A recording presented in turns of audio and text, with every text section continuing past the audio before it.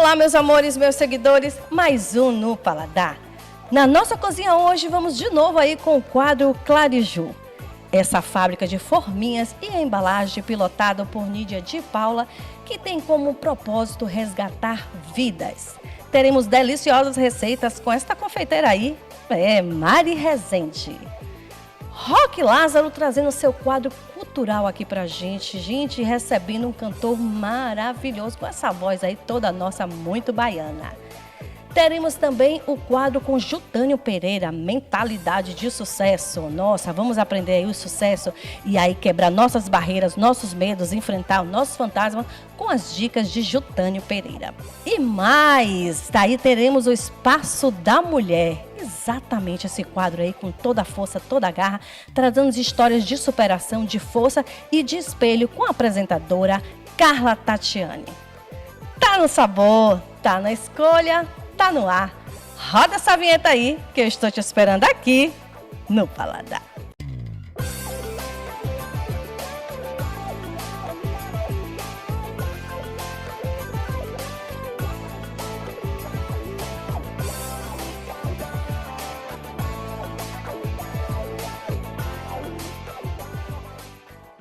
Olá, estamos de volta com mais um programa Clariju. Hoje vamos receber uma visita ilustre da confeiteira Mari Rezende. Ela vai trazer receitas maravilhosas, deliciosas e práticas para você ganhar uma renda extra e, é claro, usando os produtos da Clariju. Venha fazer uma visita no nosso site, nas nossas redes sociais e venha conhecer os produtos Clariju além do nosso propósito. Você encontra os produtos Clariju nas melhores e maiores lojas do Brasil e também no exterior. Vamos para a nossa receita? Eu falei para vocês que estaríamos aqui hoje com uma receita maravilhosa da Mari Rezende. Ela trouxe uma receita do bolo piscina. Conta aí, Mari. Essa maravilhosa? Esse bolo é delicioso, muito simples de preparar e a gente pode em casa simplesmente fazer com um fouet. Não tem necessidade nem de batedeira. Se quiser utilizar, ótimo. Se não, pode fazer em casa até com uma espátula, você consegue preparar. Muito prático, né, Mari? Muito prático. Então, vamos aos ingredientes. Vou utilizar aqui uma xícara de 240 gramas de açúcar. Vou utilizar também a mesma quantidade de 240 gramas de manteiga ou margarina 80% lipídios. Que eu vou misturar até formar um creme. Misturando bem, em seguida nós vamos adicionar os ovos, que são 2 ovos somente, tá? Leite e farinha. Esse leite, ele pode ser 0 lactose, que é o que eu tô utilizando aqui, tá? Só mesmo misturar bastante. Só. Começou a formar o creme, vamos adicionar o ovo. Um a um. Em seguida, a farinha, somente com o auxílio do fouet, nada mais. bem prática mesmo, né, Mari? Muito prático, muito saboroso. Essa massa, além do bolo piscina, podemos preparar também cupcakes e outros bolos menores. Quanto de leite tem aí, Mari? Tenho aqui também 240 ml de leite. Eu vou adicionar o leite, a farinha de trigo, tá? Pode colocar assim aos poucos, né? Pode colocar. Vamos colocar aqui a farinha de trigo. E agora tem a raspa do limão, porque o nosso bolo é saborizado com limão. Ela entra por último. Se o limão for congelado, ele fica mais fácil para poder ralar e a gente vai fazer isso na hora. Então você deixou o limão congelado. Isso, para Quanto facilitar. tempo você deixou congelado? Você pode colocar de um dia para o outro ou até mesmo para evitar desperdício. Assim que ele tiver assim, você coloca para congelar de novo para utilizar uma próxima receita. Viu, gente? Ótima dica. Mistura.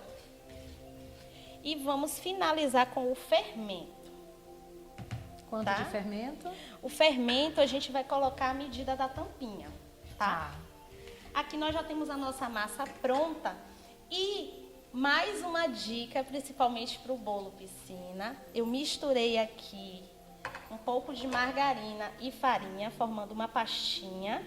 Ao invés de jogar a farinha de trigo aqui e deixar o nosso bolo um pouco com uma cor estranha, meio esbranquiçado.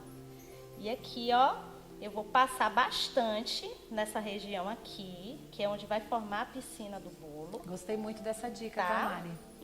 Eu não conhecia esse segredo. E agora nós vamos colocar o nosso bolo, Que legal. forma, assar em forno a 180 graus, já pré-aquecido, mais ou menos uns 10 minutos, tá?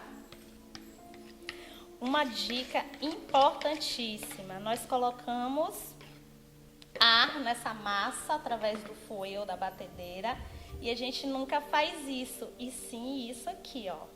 Pronto, a nossa massa já está pronta, já vamos para o forno pré-aquecido e daqui a 20 minutos nós vamos ver o resultado do nosso bolo. Temperatura de 180, né, Mari? 180 graus, já pré-aquecido. Ótimo.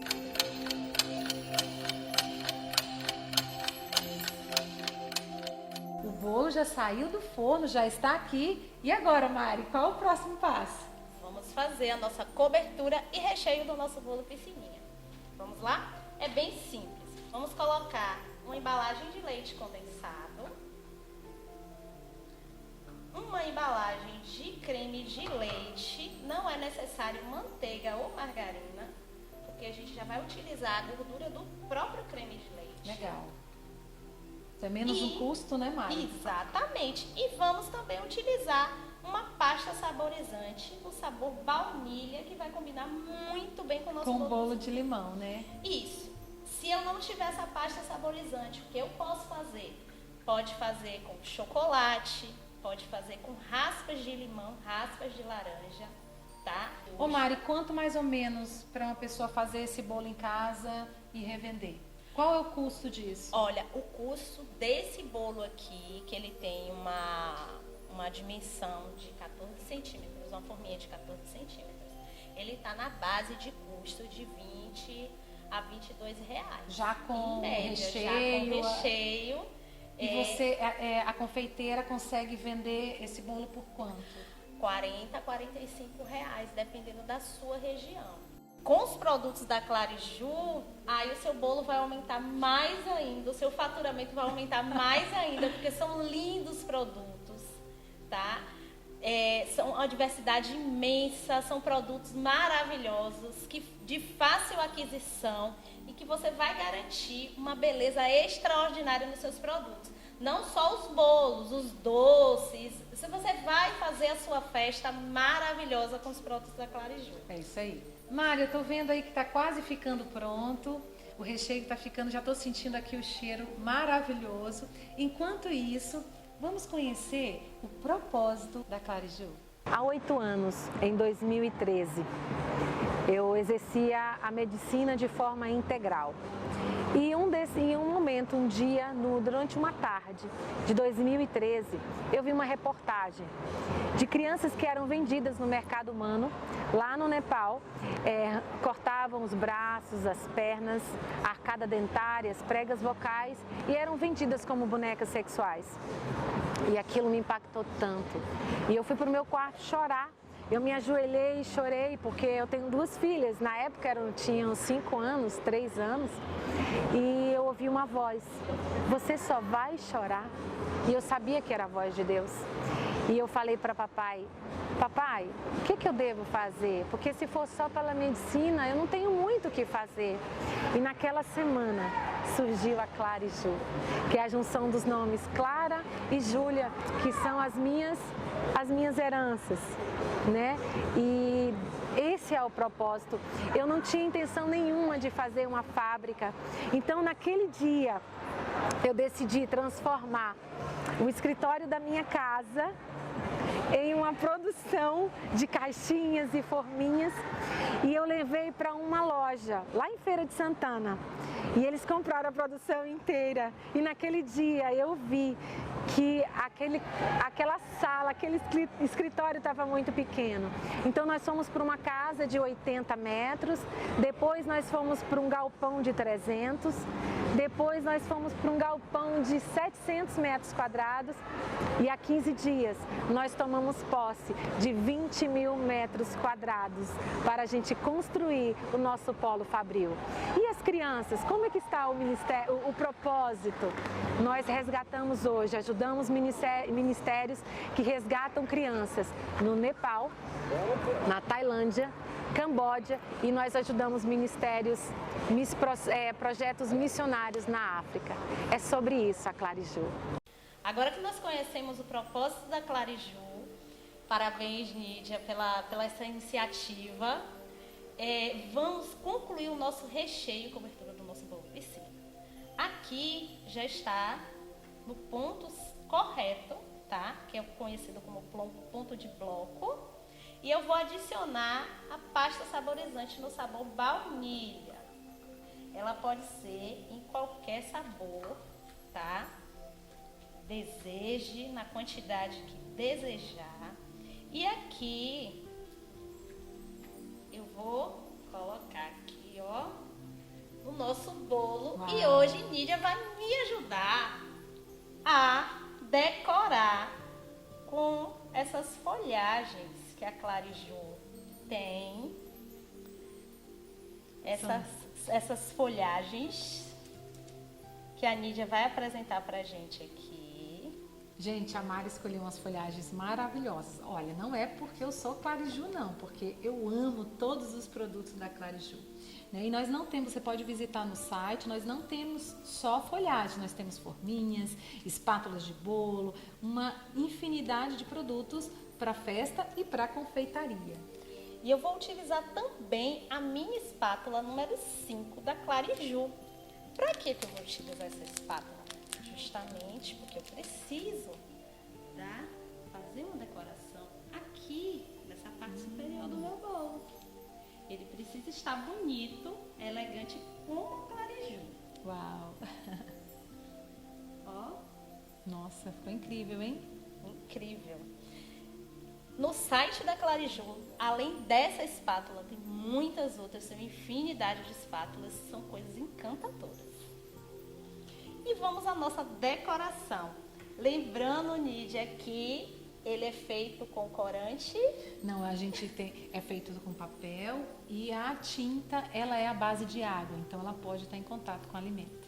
Olha, eu vou usar um pouquinho do recheio para começar a colar a minha folhagem, tá? Ou caso seja um bolo fofinho como esse, você pode também colocar diretamente no seu bolo. Ó, eu vou usar um pouco do recheio que tem aqui, para usar como se fosse uma colinha, tá? E decorar o nosso bolo piscininha. Piscininha Clariju. Pronto, eu já coloquei o nome nele aqui, tá? E o que vamos mais utilizar? Porque tem uma infinidade de folhagem, tem muita coisa linda aqui. Gente, vale a pena. Entrem lá no site da Clariju. Olha a diversidade. Várias de cores, né? Todas baseadas na Pantone, tá? Isso. Eu vou colocar aqui. Essa aqui, que ela vai ficar bem bonita. Tá? Pronto. Vou colocar mais uma folha aqui. Só pra gente também mostrar que a variedade é enorme, que é muito linda, tem cores variadas, tá? Pode fazer uma decoração muito diversificada e muito diferenciada do seu bolo. Um espetáculo. Mari, está incrível! Eu não imaginava quanto de coisas maravilhosas vocês podem fazer com as nossas folhagens. Você tornou um bolo simples em algo mais sofisticado. Amei. E o cheiro, gente, maravilhoso. Essa ideia que você teve aí de usar as nossas espátulas, dando uma suavidade no design, Eu amei. E olha os câmeras aqui, todos aqui dizendo que quer um pedaço. A gente vai ter que experimentar esse bolo, né, Mari? Com certeza. Estamos aqui no aguardo para experimentar o bolo. Vamos agora à melhor parte do programa, que é a hora que nós vamos partir o bolo. Vamos ver o nosso resultado. Uau! Olha, massa super fofa, recheio delicioso. Ó, Já tô com água na boca, gente. esse bolo, esse primeiro pedaço é para você. Ai, muito obrigada, Mari. Mas eu vou dedicar esse primeiro pedaço para você aí de casa. A Clariju quer incentivar você a ser empreendedor. E nós falamos aqui para você, nós marcamos aqui uma aliança. Pode contar com a Clariju, porque a Clariju está lado a lado com você. Venha fazer parte conosco desse movimento de resgate, resgate de vidas, resgate de crianças e venha também aumentar a sua renda e conte conosco da família Clariju.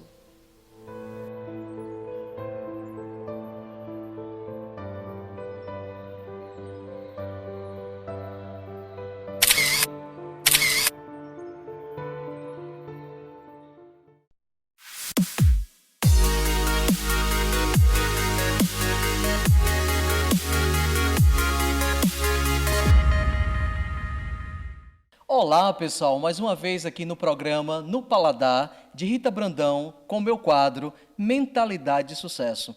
E o que eu quero falar para você hoje é saber de você qual a mentalidade que você tem de sucesso. E quando a gente para poder falar sobre mentalidade de sucesso, eu quero te dizer que você é uma pessoa muito capaz. Tic-tac, tic-tac, fala extraordinário. Então, te chamando de extraordinário, eu sei o seu potencial, mas você conhece o seu potencial? Você sabe o quanto você pode transformar a sua vida?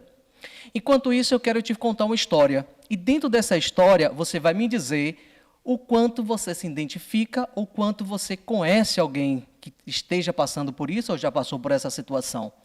Eu quero colocar assim, um casal, eles se conheceram, e dentro desse conhecimento, se amaram e resolveram se casar. Eles se casaram, né? E dentro desse casamento, depois de alguns anos, eles tiveram uma filha. E eles começaram a criar sua filha com todo amor, com todo carinho. E só você sabe que qualquer casamento hoje, a gente percebe que tanto o homem quanto a mulher, eles também trabalham, precisam transformar as suas vidas. E essa filha, já grandinha, mais ou menos até uns 7 anos, ficava também sempre com a avó no momento em que ela vinha da escola e ficava com a avó. Só que essa menina tinha outras pessoas na casa e ela também tinha um tio mais velho, né? E por incrível que pareça, ela foi abusada. Ela foi abusada não só sexualmente, mas ela também foi abusada por questão de autoridade. E aí eu te digo o seguinte, como é que essa criança ela vai se manter daqui para frente? E aí essa menina não contou nada porque, com esse abuso de autoridade, ele também falou que ela não poderia falar nada para ninguém, porque se ela falasse, ele ia tomar outras providências. Ela cresceu, ela se tornou uma moça, só que aí a gente vê que ela não se dava bem com algumas coisas. Ela não conseguia juntar dinheiro, ela não conseguia ter um relacionamento fixo, porque na cabeça dela, homem não presta. Homem não prestava para ela. E aí eu digo para você, o que é que você se identifica dentro dessa história? Você conhece alguém? E para isso, para te ajudar, eu vou te dizer o seguinte, toda criança, né, ele sempre tem um pai, uma mãe ou um responsável. E essa criança é criada dentro dos preceitos familiares que aquele pai, aquela mãe, ele acha que está fazendo o melhor pelaquela criança, e realmente está. A gente oferta para os nossos filhos o que nós temos de melhor. Mas será que o que eu aprendi, os meus paradigmas, as minhas crenças, estão realmente preparada para poder educar aquela criança, para ele se tornar um ser humano extraordinário, utilizando o seu potencial, utilizando tudo que ele tem para se tornar um ser humano, um cidadão incrível na vida. E foi o que aconteceu com essa história que eu estou contando para vocês. Então, até os 7 anos, tudo que a gente ensina para a criança, ele coloca lá no seu HDzinho, ele coloca na sua cabeça, e aquilo ali são o quê? Padrões. E os padrões que ela vai colocar na cabeça é o que a mãe está ensinando, é o que o pai está ensinando, é o que o responsável está ensinando, é o que o padrasto está ensinando. E essa pessoa vai se tornar uma pessoa adulta acreditando naqueles ensinamentos. Depois dos 7 aos 14, a gente percebe que essa criança já entrando para uma fase de pré-adolescente, ela não aceita mais aquelas conversas que mamãe e papai falam, não faça isso, não faça aquilo, está errado isso, está errado aquilo. A gente percebe que isso já não funciona mais. Sabe por quê? Depois dos 7 anos, eles começam a querer aprender, eles aprendem por observação o que os pais estão fazendo. Não adianta a mãe chegar, mentir para a vizinha, que ela vai dizer o quê? Mentir é bom, porque mamãe mente, então também vou mentir. Então, assim, só repense que chave cai para você nesse momento. O que ultimamente você tem feito que seu filho tem observado? Então, assim, tem coisas que a gente acha que nossos filhos não estão observando, mas tudo que vai ser daqui para frente é por observação. Se você é aquela pessoa que está mentindo sobre algo, se você está fazendo algo que não deve, ele está sempre observando. Ele vai dizer, é bom, porque papai faz, mamãe faz. Depois dos 14 anos, a gente percebe que ele já começa a aprender em grupo. Ele já socializa com outros da mesma classe, já na escola, agora pelo meio tecnológico. E dentro disso aí vem esse aprendizado agora por grupo. E eu quero te dizer que tudo que você está vivendo hoje foi que suas crenças que você aprendeu até os 7 anos, em observação ao que seu pai e sua mãe faziam. Então, assim, tudo que você sabe em relação a Deus, o que você sabe sobre dinheiro, todas as suas crenças, do que você acredita hoje, você aprendeu na sua família, você aprendeu observando, você aprendeu na escola com os colegas, em turma. Aí eu te digo, qual a mentalidade que você precisa mudar hoje para transformar a sua vida? Você está percebendo o quanto que nós somos influenciados através de padrões, através de crenças, e a gente só vai conseguir mudar essa mentalidade para conseguir enxergar uma vida melhor, com mais dinheiro, com mais sucesso, a partir do momento que eu deixar de viver aqueles padrões que foram ensinados para mim, que muitas vezes não está me servindo. Então, essa mudança de padrão significa você melhorar sua autoimagem, você ter autoconhecimento e buscar, cada dia mais, buscar viver a sua melhor versão. Porque assim, e eu sei como te ajudar. Eu sei porque você não tem o dinheiro que você tem hoje. Eu sei porque você não vive na casa que você precisa viver hoje. Eu sei porque você não tem o carro que você tem hoje. E eu sei também porque você não tem o relacionamento, ou não vive o relacionamento que você quer hoje. Por quê? Porque existem os seus padrões. E eu, como Master Coach e analista de perfil comportamental e corporal, eu sei como te ajudar. Você querendo transformar a sua vida, pode me procurar. E eu vou sentar e ter o maior prazer em ajudar você a transformar a sua vida. Você acredita? Você quer uma vida de sucesso? Você quer criar uma nova história, uma história de amor, carinho e respeito para você, acreditando em si mesmo e acreditando no outro? Então, assim, vem comigo, entre em contato. O meu telefone é 71992547009. Também eu peço para você me seguir no Instagram, você seguir também o meu canal no YouTube, que lá eu tenho vários quadros, eu tenho um quadro também de podcast, que agora eu vou estar chamando também esse quadro do podcast. E esse quadro podcast eu faço com convidados, a gente fala também sobre mentalidade de sucesso, e eu tenho certeza, lá a gente fala também sobre a parte financeira, a gente fala também sobre a crença de identidade, eu falo assim sobre vários assuntos com vários convidados. Convido você a fazer essa transformação na sua vida, convido você a vir viver a sua melhor versão, viver o extraordinário que está em você. Então, assim, vamos para o quadro e logo em seguida eu volto aqui para a gente conversar mais.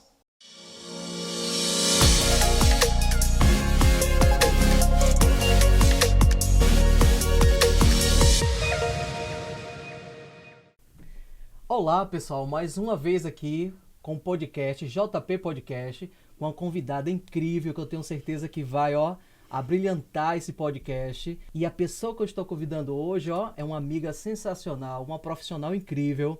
E o nome dela é Érica. Se apresente, Érica, pra gente. É uma satisfação imensa poder estar aqui nesse podcast e se você ser minha convidada. Então, assim, seja bem-vinda.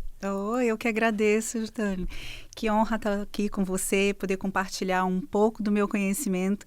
Espero que o que saia daqui hoje seja pérolas para quem vai receber e que quem vai receber saiba utilizar isso ao seu favor. É para isso que estamos aqui, né? Uau! Isso é muito bom. E você sabe que o nosso tema hoje, pessoal, é mentalidade de sucesso. Não teria um tema melhor para representar essa convidada, viu? Então a gente vai falar sobre uma mentalidade de sucesso. Por que eu estou trazendo esse tema? Para te mostrar o quanto também você pode ter esse sucesso, ter essa mentalidade de sucesso. Porque tem muitas coisas, Érica, na nossa vida, que tudo é a forma como a gente olha. Sim. Né? Então, assim, como a gente olha, como a gente determina as coisas, aquilo vai ser real para mim. Né? Então, assim, se a gente muitas vezes se acha um pobre miserável, a pessoa vai ser um pobre miserável. Se a pessoa acha que é uma pessoa de sucesso, que tem condição de fazer, aquela pessoa que busca, que tem ação, ela faz a mudança. Você concorda comigo? Sim, totalmente. Inclusive a física quântica afirma isso, Exato. né? Que a realidade ela pode ser transformada pelo olhar do observador. Isso. E para isso, Érica, eu vou deixar que você possa também se apresentar mais, falar o que você faz, falar dos seus negócios e dos seus planos. O podcast está aberto, fique à vontade. Ótimo. Bom, eu sou Érica Pandolfi, eu sou casada com Alexandre Pandolfi, sou mãe de 2 princesas, a Kaira, de 10 anos, a Aisha, de 8 anos, e sou empresária. Junto com meu marido, nós temos academias do Hammer Fitness, né? Então, a Hammer Fitness Club. Temos também uma rede de lanchonetes da Subway, que é franquia. E também eu sou Master Coach, analista de perfil comportamental e corporal. Uau! Hipnoterapeuta, treinadora, palestrante. Então, tem bastante coisa aí, né? Você tá vendo, pessoal, que eu falei? Mulherada, aproveitem, assista aqui esse podcast, que eu tenho certeza que vai somar demais na vida de vocês. Olha só. Então é isso, que maravilha, Érica. E assim, minha primeira pergunta para você é dizer assim, como você hoje pode falar para mulheres, principalmente para os homens, os jovens, o que é que eles podem fazer para conseguir dar o primeiro passo na vida, nessa caminhada, nessa jornada do sucesso? Primeira coisa é entender o que é sucesso. Uau! Para eles, né? Para Com cada certeza. Um. Porque se é uma coisa que eu aprendi é que o sucesso ele é muito subjetivo. Por exemplo, o que é sucesso para mim não necessariamente pode ser sucesso para você. Exatamente. Então, digamos, para uma determinada mulher, o sucesso para ela pode ser uma excelente dona de casa, uma excelente mãe, uma excelente esposa. E tá tudo certo. Tá tudo certo, né? Tá tranquilo. Porque a gente vive numa sociedade que meio que se estigmatizou que sucesso é você ser famoso, ter muitos seguidores, ser eticado nas redes sociais. Muito like. Muito likes, muitas visualizações, né? É você ser extremamente popular. E não necessariamente isso. Então, primeira coisa é ter a consciência qual é o seu parâmetro de sucesso, né? O que é sucesso para você? E em quais áreas da vida você determina ter sucesso? Perfeito. Porque ainda existe isso também, né? E daí, no nosso tema, que é mentalidade de sucesso, né? Exato. O que é a mentalidade? Você mesmo começou falando, né, sobre a forma com que a gente pensa, no que a gente acredita, vai determinar a nossa Moldando, né? realidade. Exato. E isso é fato, né? Existe É. a lei da atração, a gente atrai, a gente repele de acordo com os nossos pensamentos, nossos sentimentos, com as nossas falas. E a mentalidade é justamente a forma com que a gente pensa. Né? Então, existe mentalidade de sucesso, que é uma mentalidade que tem crenças, pensamentos, sentimentos voltados para o sucesso, para a realização. E existe aquela mentalidade que é o oposto, é a mentalidade do fracasso.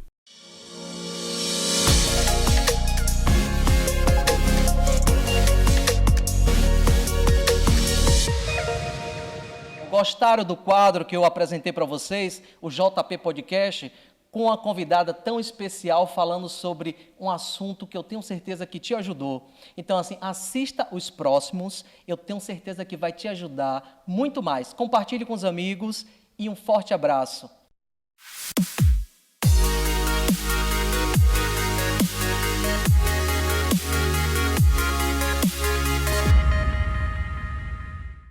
Olá, nós estamos aqui em mais um quadro do programa No Paladar, trazendo para você a história de duas mulheres maravilhosas, que é a Kátia Ramos, design de unhas, e a Elielma Pinheiro, que é dona de uma corretora de crédito.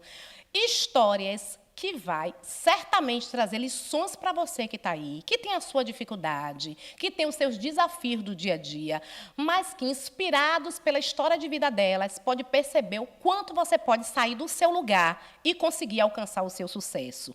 Continua com a gente, aqui esperamos você no sábado. E me segue lá nas redes sociais, eu, Carla Tatiane, espero você para tocarmos experiência. E quem sabe até você possa compartilhar com a gente aqui a sua história. Fica com a gente.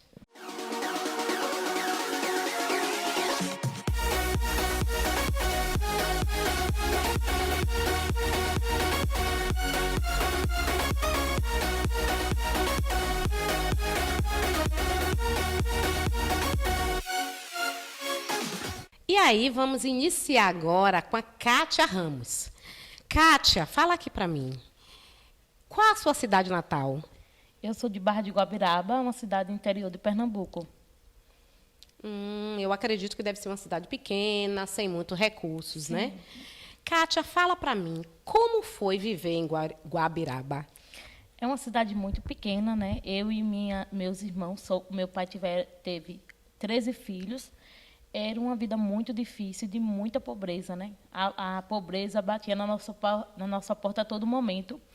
E meu pai, ele sempre foi muito doente, ele tem epilepsia. E minha mãe, ela se encarregava de dar conta dos filhos e da casa. E aí minha mãe cortava cana, já muito nova, e depois que teve os filhos, com a dificuldade, cortava cana. E a gente vivia também da pescaria, porque isso era um recurso que a gente tinha, porque era a nossa carne, né? A gente só comia frango uma vez por semana. E aí, como a vida era muito difícil, meu pai, por ser muito bondoso, ele pegava pessoas da rua para dar comida também. Então, o pouco que a gente tinha tinha que dividir. Isso era muito ruim, né? Com o tempo, minha mãe era alcoólatra, meu pai, ele viu uma forma de, tipo, a gente ter uma renda diferente. Porque minha cidade vive da política, então quando a prefeita perdeu, a gente não tinha outro recurso. E aí meu pai passou na cabeça dele, eu vou abrir um bar. Minha mãe alcoólatra, isso agravou muito. E com o tempo minha mãe também adoeceu. Era uma vida muito difícil, a pobreza falou assim, eu estou aqui. E foi quando uma mulher deu uma ideia à minha mãe e falou assim, por que você não pede ajuda? E aí a minha mãe foi nas portas das pessoas pedir comida. E a gente pediu esmola por muito tempo. E a gente ia mesmo pedir comida às pessoas. E era uma vida muito difícil, de muito sofrimento. Eu imagino. Deve ser mesmo muito difícil. Agora, Kátia, conta aqui para mim, diante toda essa dificuldade que você viveu, o que foi que levou, qual foi o start na sua vida que fez com que você saísse do interior, né, desse cenário, e viesse para Salvador? Bom, como a minha cidade é muito pequena, é uma cidade que sofre muito com enchentes, né? A cada um ano a gente sofre muito. Agora mesmo está passando, foi um transtorno em Pernambuco, né? Capital, interior, se devastando nas águas. E a gente sofria muito. Na época do governador Eduardo Campos, ele resolveu fazer essa barragem, essa retenção de água. E aí foi quando minha vida mudou. Foi a chave da minha vida. E aí, como eu trabalhava em frigorífico, trabalhava como babá, faxineira. Eu não tinha outra alternativa, a não ser fazer o que eu sempre fiz, trabalhar de novo. E foi quando chegou muitos homens para trabalhar na cidade. E eu pensei, eu não vou ter vergonha, porque a vergonha não anda comigo. Eu atravessei a rua e falei com o rapaz, tem alguém aí que eu possa lavar roupa? E aí ele falou, rapaz, chegou um rapaz aí da Bahia. E parece que uma coisa me falou assim, é agora. Quando ele desceu, eu falei assim, você quer que eu lave suas roupas? Eu pensei que ele ia me pagar muito dinheiro, mas ele me pagou o preço da faxina, R$ 30. Eu falei, escravizada novamente. E aí, a gente foi se conhecendo com o tempo, foi uma coisa tão rápida, e ele me prometia me trazer para Salvador. Eu só via Salvador pela televisão, e foi algo assim que mudou minha vida muito de repente. E aí foi quando ele me trouxe para Salvador, né? A primeira vez. E como foi que você iniciou o seu trabalho como designer de unhas? Pronto. Aí, quando eu vim para Salvador, eu trabalhei no Bob's durante mais ou menos 2 anos. E aí, fui desenvolvendo outro trabalho, porque é muito comunicativa. E foi quando o Gerson me falou assim, que é o meu esposo, ele falou assim, Kátia, você dá para fazer unha. Porque no extra, no interior, eu trabalhava com cutilagem de unha. Aí eu não vou não, porque eu não tenho paciência. Ele, você vai. Ele pegou o dinheiro das férias e investiu no meu curso. Muito bom. E aí, foi aquele gás, sabe? Você vai conseguir, ele sempre incentivando, você consegue, você consegue. Foi quando eu comecei na unha.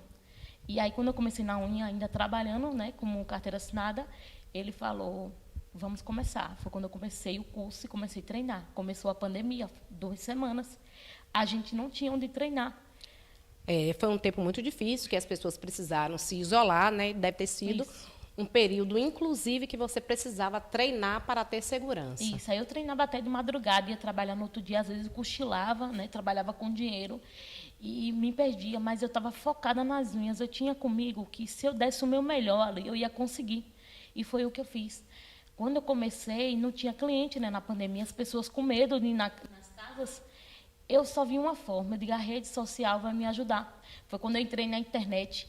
E eu mexia muito em Instagram, gosto de coisas de casa, e aí uma moça, ela é digital influencer, e ela falou, se você quiser, né, eu estou fazendo uma publicação solidária, me dê seu Instagram, que eu vou divulgar. Aí foi quando ela alavancou a minha cartela de clientes, e ela pegou o meu Instagram, e as clientes chegaram assim de repente. E eu, meu Deus, graças a Deus, chegou cliente. E foi quando ela começou as clientes. Aí meu crescimento de unhas, na verdade, foi através de boca a boca. Eu fazia de ela divulgar no Instagram, a prima, a amiga, a tia, vamos fazer unha com Kátia. E aí foi crescendo. E através de blogueiras também, a gente fazia troca de divulgações. Eu fazia o trabalho e, como forma de pagamento, né, ela Legal. fazia a troca. O que é que você achou que, por um breve momento, pudesse parar, porque era algo que você tinha medo? Na verdade, não foi nem durante o procedimento, né? Porque como a minha vida já era muito difícil, então, para mim, desistir não era opção. E aí, o meu olho, né? Eu tenho um desvio no olho, é uma doença rara, não tem cura, né? Quando eu cheguei em Salvador, já me propôs a procurar esses médicos. E eu tinha isso comigo, esse obstáculo, esse bloqueio de não conseguir. Mas eu coloquei na minha mente, eu vou conseguir. E aí foi quando eu fui seguir e as clientes me davam essa segurança. Então, o fato de você ter esse problema no olho, você tem esse diagnóstico, né, de não ter a visão em um olho, por algum momento você achou que isso pudesse te parar. Isso. Mas que bom que isso não te parou. E a gente fica aí, Kátia, com uma lição de que quando a gente quer, não existe barreiras que façam com que a gente pare de criar formas de alcançar aquilo que a gente deseja. Exatamente. É como eu falo para minhas alunas, não faça o possível, faça o melhor no que você tem agora. É como o Mário Sérgio Cortella fala, né? Que a gente tem que dar o melhor. Hoje eu atendo na minha sala. Eu comecei na minha sala, um lugar bem pequenininho, uma mesa de 80 centímetros. E hoje, na minha sala, eu tenho o meu espaço. É muito bonito, e as clientes amam, é bem aconchegante. E eu falo assim, eu poderia desistir na minha mesa pequena, mas eu dei o meu melhor no que eu tinha. E aí eu fui desenvolvendo e hoje eu estou onde eu estou. E eu quero chegar mais, né? Porque tudo depende da gente. Kátia, eu quero agradecer a você, a sua presença, um sucesso. Divulgue rapidamente as suas redes sociais e muito obrigada. Pronto, o meu Instagram é Kátia Ramos Unhas. Você pode entrar lá, tem um link, tem um WhatsApp que vai te direcionar tanto para cursos quanto para a região de agendamento diretamente para cliente, tá bom? Kátia, eu desejo todo o sucesso do mundo para você. E com isso a gente aprende que o sucesso é meter as caras, é fazer, é não desistir também, tá? Traremos para você de casa uma outra história. Uma história também de uma mulher empreendedora que decidiu arregaçar as mangas e também fazer a sua história acontecer. Então fique aí com a gente, venha conhecer a história de Elielma Pinheiro. Pronto, nós estamos aqui agora com mais uma mulher daquelas, né, que fez a sua história acontecer. E eu quero trazer aqui para você, porque eu sei que em todas as coisas a gente tem lição. Então, Elielma Pinheiro vai estar aqui com a gente agora, compartilhando um pouco da sua história para você. Elielma, minha querida, seja muito bem-vinda aqui no Espaço da Mulher. E eu quero compartilhar sua história com aquela mulher de casa que está nos ouvindo, né? Que eu tenho certeza que em todas as coisas a gente tem lições, nós aprendemos. E a história de uma mulher, ela serve para inspirar e como referência para outra mulher. Com certeza. Ok? Elielma, conta aqui para a gente o que te levou a empreender? Então, a oportunidade surgiu quando eu fui demitida de uma empresa, né, há 11 anos atrás, mais ou menos. Essa empresa estava passando por uma dificuldade financeira, e aí eu propus ao dono da empresa na época que deixasse um escritório, que era o escritório que eu trabalhava, como um pagamento, né, indenização de funcionário, para mim e uma outra amiga. E a partir daí foi que eu comecei a empreender nesse escritório, comecei a desenvolver o que eu já fazia, que era na área de crédito. E me diga, por que você optou por empreender, por lidar com crédito, com dinheiro, né? Então, quando surgiu essa oportunidade, eu já trabalhava na área e me dava muito bem nas vendas. Eu me destacava como vendedora na empresa que eu trabalhei, nas 2 empresas que eu trabalhei. Isso me gerou uma crença, né, de que eu dava conta, pelo menos nessa parte comercial.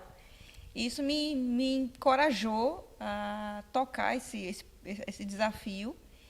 E eu olho para trás hoje e vejo que foi uma excelente escolha. Quais foram os desafios que você enfrentou nesse processo? De início, logo de cara, né, o desafio de empreender a parte de gestão de pessoas, gestão financeira. Eu sabia vender, eu era uma excelente vendedora, né, mas a parte de gestão eu vim aprender ao longo desse tempo. E aí, muitas das vezes, errando e acertando.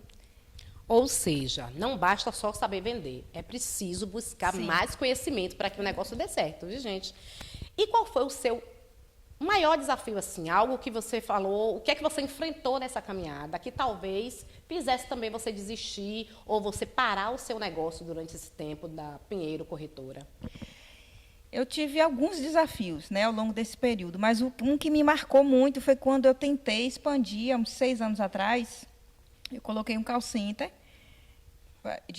para prospectar mais clientes, expandir, e por falta de organização financeira, de gestão financeira, com 2 ou 3 meses mais ou menos, eu não consegui mais tocar esse projeto. Para mim foi muito frustrante, porque era um sonho.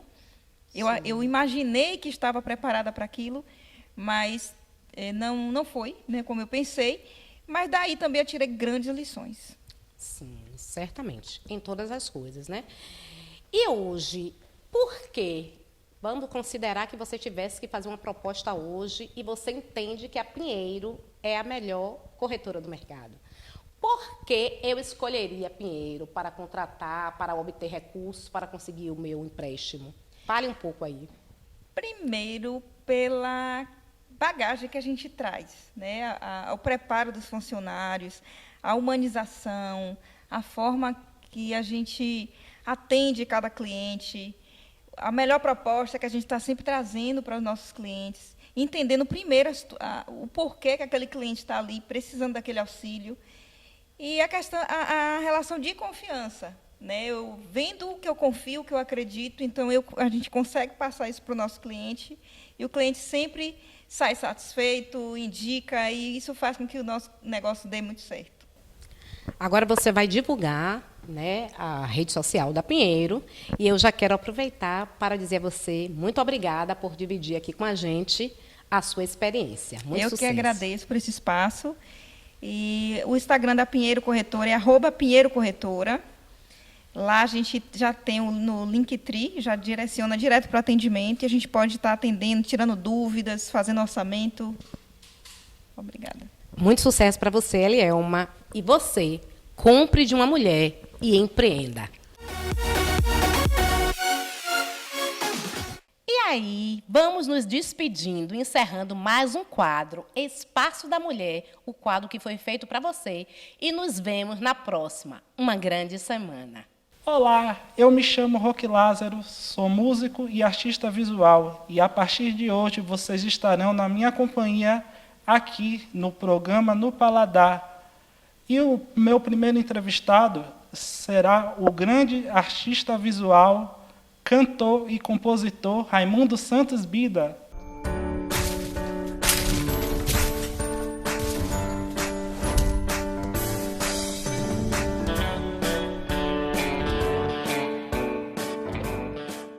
Olá, como eu falei, hoje estamos com o artista visual, cantor e compositor Raimundo Santos Bida. Bida, me conta um pouco como foi que as artes visuais surgiram em sua vida. Eu comecei a entender mais ou menos, né, o que eu estava fazendo, né? Eu comecei, na realidade, a fazer arte aos 3 anos de idade. Meus pais, eles se conheceram em Salvador e começaram a viver junto, foram casar em Nazaré das Farinhas, onde eu nasci. Nasci em Nazaré, aos 3 anos de idade, mudamos para Salvador. A minha família mudou para Salvador. E essa mudança de lá, né, que eu vivia muito em contato com a natureza, com os animais, com a minha família, tudo, né, por parte de minha mãe, me fez a ficar, não sei, despertei de uma hora para outra, comecei a desenhar pelo chão, pelas paredes, tudo que eu encontrava, os animais, as coisas que me traziam recordação da minha vida no interior. Já aos 3 anos de idade, as pessoas falam assim, como você lembra disso? Eu falei, não sei, isso pode ser coisa divina, porque eu me lembro de tudo que eu vivi dos meus 2 anos aos 3 anos, e lembro todo o processo de mudança de Nazaré para Salvador. Isso se dá por causa da saudade da minha família, dos meus tios, dos meus primos, né? Aquele contato com a natureza, entendeu? Uhum. De ter o contato direto com o mato, com o rio, com as frutas, com tudo. Aquilo me dava vontade de desenhar, eu ficava desenhando pelo chão. E aos 5 anos de idade eu começo a estudar, e aí eu tenho acesso a papéis e lápis e tudo. E o meu pai trazia do trabalho umas folhas de papel assim, grande, que o patrão dele dava para ele, porque ele falou que eu gostava de desenhar. E eu desenhava isso tudo, né? Na escola não ficava caderno. Então, o caderno, ao invés de ser para estudos, era só para desenho. E aí meu pai começa a trazer esses papéis e comprar também caderno de desenho. Aos 10 anos eu começo a pintar. No intermédio de uma senhora que conhecia a minha mãe, ela pintava, ela colecionava arte, morava na Pituba. Ela era sobrinha do ex-governador, que minha mãe foi cozinheira do ex-governador, Luiz Viana. E ela me introduz na arte de uma forma assim, me dá o material e diz assim, ai, Bida, isso aqui você usa para limpar os pincéis, isso aqui para diluir a tinta, isso aqui é tinta a óleo, isso aqui é tela, vá pintar. E me ensinou o lugar onde eu comprar esses materiais. E aos 11 anos eu já estava no centro histórico. Então a arte ela entra na minha vida sem eu nem saber o que era que eu estava fazendo. Eu fui movido pelo amor, pelo que eu tinha na minha vida no interior. E até hoje isso reverbera em meu trabalho, em todos os espaços, né? Quem conhece meu trabalho sabe que o meu trabalho ele fala da gente, fala de mim, fala da minha cidade, fala da minha família, da minha vida, do que me cerca. E o seu contato com a música, como surgiu? Contato com a música surge primeiro com minha mãe, né? Porque minha mãe era uma excelente cantora, minha mãe cantava muito. E, inclusive, eu ouvi a conversa dela, ela conversando com as amigas, e comigo até me falou depois de um determinado tempo, que ela foi cantora do rádio, né? Ela era cozinheira do governador Luiz Viana, filho, na época, e ela ficava cantando na cozinha, e aí a mulher dele, ele, disse assim, rapaz, você canta muito, Lourdes. Aí eles dois, né? Você não quer ir cantar no rádio? Não, minha mãe, não quero não, esse negócio de rádio, de ser famosa. E minha mãe conheceu todas essas cantoras de ponta, né? Angela Maria, ela cantou junto, Indiara, aquele pessoal daquela época. Eu sou filiado a uma associação de arrecadação de direitos autorais, né? Que é, não posso dizer o nome, mas é uma associação. E já fiz um contrato com a EMAI Odeon há muitos anos atrás, porque o Olodum gravou minha primeira música. E aí fica encarregada essas instituições de arrecadar essa verba, seja ela fonograficamente, ou a venda das faixas, ou algo assim, e repassar para você. Porque a ICAD faz esse trabalho e tal. Então eu não vendo a música. Eu passei a minha primeira música, foi gravada pelo Olodum, em 97, que foi Tiro Seco, foi a primeira música que foi gravada. E recentemente a gente teve também uma de suas músicas, que é a parceria com quem? Madiba. Madiba foi uma música que nós fizemos em homenagem a Mandela. Marquinhos Marques, um dos cantores mais conhecidos de bloco afro, né, da Bahia. Para mim, um dos melhores do mundo. O cara canta muito bem. Me deu a ousadia de ser compositor, parceiro dele, né? Eu gostaria que você tocasse ela, a Madiba, que ano passado ela foi em si trilha sonora nos Jogos Olímpicos. Aí, através do nosso medalhista, recorda o nome dele aqui, que fugiu agora da minha mente. Herbert, né? Herbert Conceição. Herbert, um grande lutador, e assim, não foi só ele, né? Na Olimpíada daqui do Brasil também, o Robson, ele ganhou medalha de ouro também, e a música tema era Madiba. Incrível, né? Bicampeã. Madiba é uma música bicampeã. Dos Jogos Olímpicos. Interessante. Ela faz parte de um documentário sobre o esporte olímpico, né? Essa música. Ótimo, vamos ouvir. Depois de Lazinho gravar essa música é complicado dar uma grande interpretação, mas eu vou dar a interpretação do compositor, né? Do jeito que eu compus a música. Eu compus a música assim.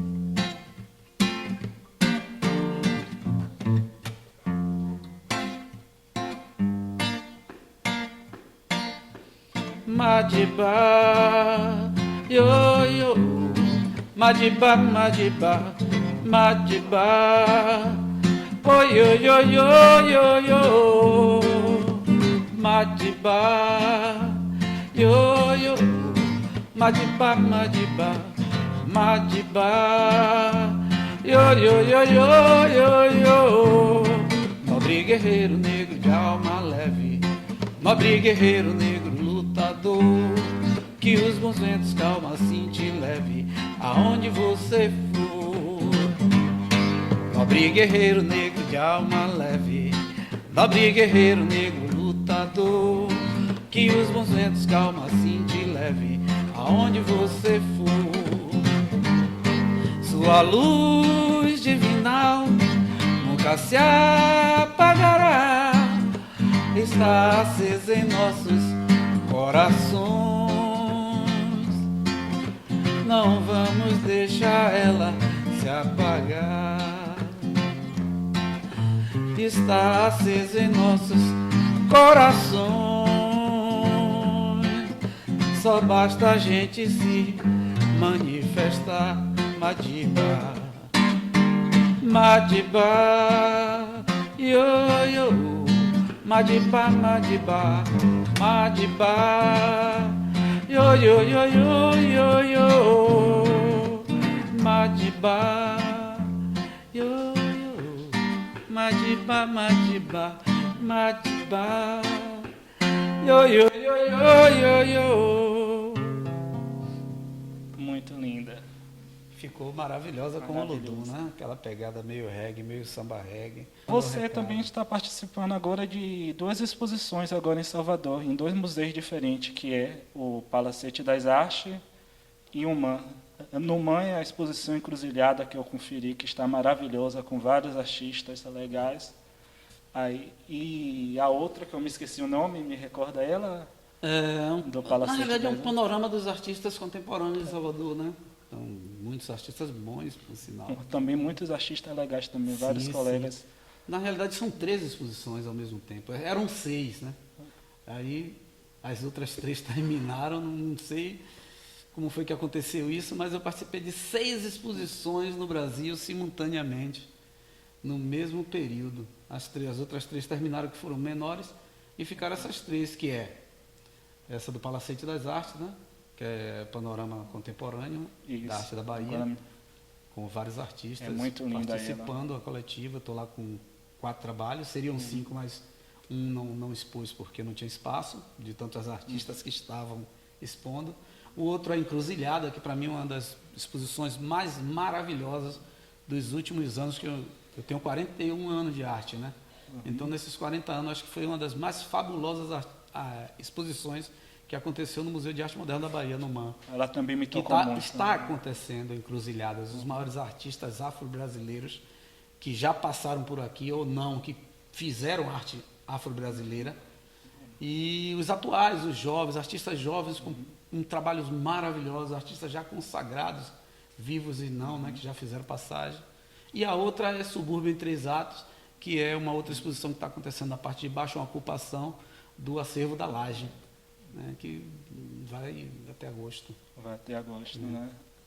E me fala uma coisa, Bida, quem quiser adquirir um trabalho seu, como funciona aí? Funciona você, as pessoas acessando minhas redes sociais, né? E entrando em contato comigo diretamente, pelo direct, né? Ou pelo WhatsApp. Vai entrar lá, vai ver o meu trabalho, tem um site também, dentro dos meus Instagrams e dos meus Facebooks, tem lá mencionando o site, é só clicar lá na bio e entrar em contato comigo, escolher a obra que quer, né? Porque a maioria das obras estão disponíveis. E é isso. Posso dar minha rede social aqui? Pode dar. Pronto. Rede social. Pronto. Então, o Instagram são 2, né? Que é o Atelier com R, Atelier Raimundo Santos Bida, e o outro Raimundo Santos Bida. São os meus 2 Instagrams, que lá pode entrar em contato comigo e vai ter acesso a todas as outras redes sociais. Se estiver interessado em adquirir a obra, pode me pedir o WhatsApp lá, que eu vou passar para a gente conversar diretamente. Então foi isso, minha gente. Até o próximo programa. E vamos continuar aí, curtindo aí o som aí de Raimundo Santos Bida.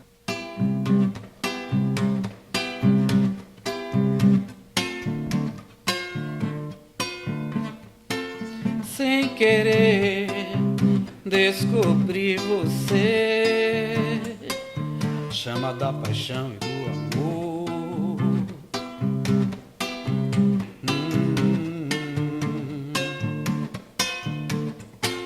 Foi você que fez nascer em mim um amor sem fim, me ensinou